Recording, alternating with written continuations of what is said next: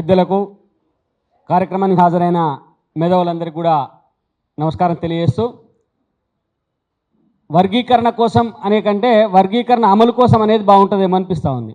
ఎందుకంటే ఆల్రెడీ వర్గీకరణ అయిపోయింది, మన దృష్టిలో వర్గీకరణ అయిపోయింది. ఆ వర్గీకరణ అయిపోయినటువంటి ఉత్సవాలను కూడా జరుపుకున్నాం. కాబట్టి మనం వర్గీకరణ అమలు కోసం మన పోరాటం ఇప్పుడు వర్గీకరణ అమలు కోసం పోరాటం ఎవరిపైన అంటే ప్రభుత్వం పైన పోరాటం. ప్రభుత్వం వర్గీకరణ అమలు చేస్తా అని చెప్పి అసెంబ్లీలో స్పష్టంగా చెప్పింది కాబట్టి అమలు చేస్తలేదు. కాబట్టి పోరాటం ఎందుకు అమలు చేస్తలేదు అంటే ప్రభుత్వంలో ఆ వైపున అంటే మాలల వైపున ఉండబడేటువంటి నాయకులు ఈ ప్రభుత్వాన్ని బెదిరించే స్థాయిలో ఉన్నట్టుగా మనకు స్పష్టంగా అర్థమవుతా ఉంది.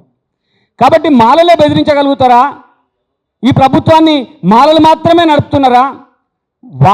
మాలలను కూడా బెదిరించేటువంటి శక్తి మిగతా అందరికీ లేదా అని చెప్పి నిరూపించాల్సినటువంటి అవసరం ఇవాళ ప్రజా సంఘాలుగా నాయకులుగా మన పైన ఉందనేది స్పష్టంగా అర్థమవుతా ఉంది.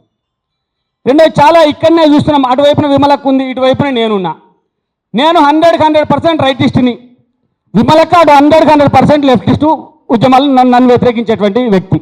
మధ్యన ఇంకా చాలామంది ఉన్నారు. కానీ అక్క చెప్తుంది ఇది అమలు జరగాలి అని చెప్పి, నేను చెప్తున్నా ఇది అమలు జరగాలి అని చెప్పి. అంటే సిద్ధాంతపరమైనటువంటి విభేదాలు, డిస్ప్యూట్స్ కూడా ఇక్కడ ఏం లేవు. అందరూ అట్నుంచి లెఫ్ట్ టు రైట్ అందరూ కూడా ఇది అమలు జరగాలి అని చెప్పి చెప్తా ఉన్నారు. మరి ఇంత చెప్తుండగా కూడా, ఇంతమంది చెప్తుండగా కూడా జనాభా పరంగా, సంఖ్యాపరంగా, ఓటర్ల పరంగా అత్యధికంగా ఇక్కడ మాదిగల శాతం ఎక్కువగా ఉన్నా కూడా ఎందుకని చెప్పి వాళ్ళు అడ్డుపడతా ఉన్నారనేది మనం స్పష్టంగా ఆలోచన చేయాలి. రాజకీయంగా వాళ్ళు ఎక్కువ ఉన్నారు, రాజకీయంగా మీరు తక్కువ ఉన్నారు అనేది మనకి ఇక్కడ స్పష్టంగా అర్థమవుతా ఉన్నది. ఇంకో మాట చెప్తామన్నా, వాళ్ళు మహాసభ పెట్టిన మేము మాలలకేం వ్యతిరేకం కాదు.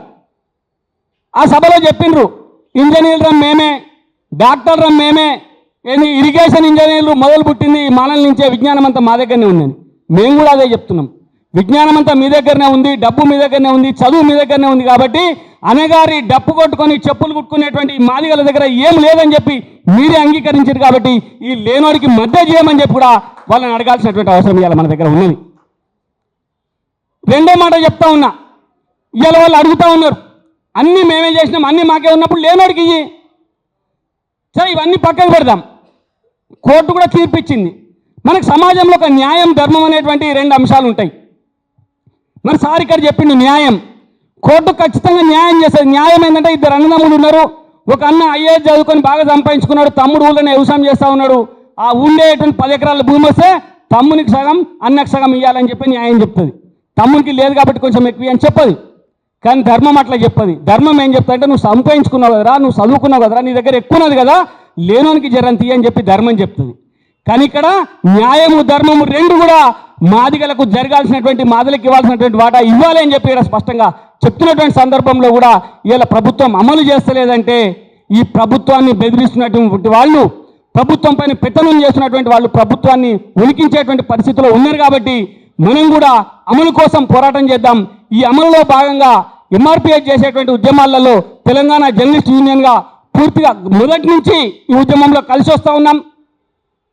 ఇప్పుడు కూడా ఈ అమలు విషయంలో కూడా అన్న పేర్కొన్నటువంటి 1,00,000 డప్పులు 1000 గొంతులు అనేటువంటి ఒక కార్యక్రమాన్ని తీసుకున్నారు.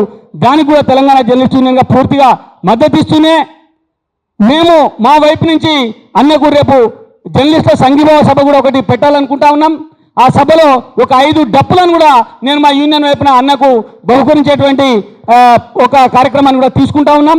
కాబట్టి ఇందులో మీ అడుగులు అడిగేస్తాం, మీ గొంతుమైతం. ఖచ్చితంగా తెలంగాణ ఉద్యమంలో ఎట్లయితే అన్ని వర్గాలను కదిలించి ఉద్యమాన్ని జరిపి తెలంగాణను తీసుకురావడంలో తెలంగాణ జర్నలిస్టుగా ఎంతైతే ప్రధాన భూమిక పోషించినామో ఈ ప్రభుత్వం మెడలు వంచి ఎస్సీ వర్గీకరణ అమలయ్యే వరకు మీరు చేసేటువంటి అన్ని పోరాటాల్లో కూడా మీతో పాటు పాల్పంచుకుంటామని చెప్పి ఈ సందర్భంగా తెలియజేస్తూ ముగిస్తా ఉన్నాను. భారత్ మాతాకి జై.